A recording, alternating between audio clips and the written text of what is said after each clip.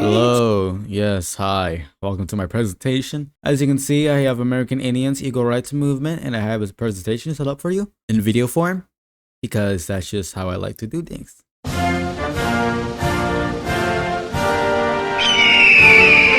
For the past 500 years, American Indians have faced mass genocide, dislocation, and also various forms of physical, mental, and social abuse. At the start of the 20th century, there were approximately 250,000 American Indians in the USA. Most of the American Indians were living on reservations where they exercised a limited degree of self-government. During the 19th century, they had been deprived of much of their land and had been forcibly removed from them. They have been stripped of their land and have been relocated to somewhere where they don't connect to the land.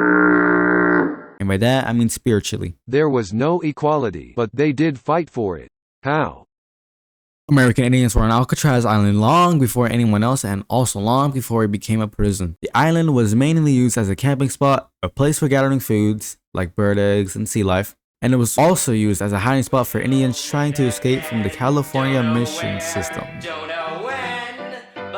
That's what the script says. Once Alcatraz became a prison, both military prisoners and civilians were incarcerated on the island. Among these were many American Indians. On November 9th, 1969, Indian people once again came to the island when Richard Oakes and also a group of Indian supporters set out in a chartered boat, the Monte Cristo, to symbolically claim the island for the Indian people. And on November 20th, 1969, this symbolical occupation turned into a full-scale occupation, which lasted until June 11th, 1971. Since many tribes were being represented, the people decided to call themselves Indians of all tribes. They claimed the island in the name of Indians of all tribes and left to return to the island the same evening.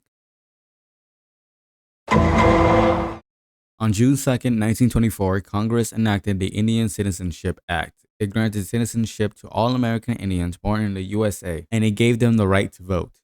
However, this was governed by state law until 1957. Some states barred American Indians from voting. In a WPA interview in the 1930s, Henry Mitchell describes the attitude towards American Indians in Maine, one of the last states complying with the Indian Citizenship Act. This did not stop American Indians from fighting for their rights, especially in the court of law. Thanks to their efforts, the Indian Civil Rights Act of 1968 extended many of the protections of the Bill of Rights to American Indian tribes.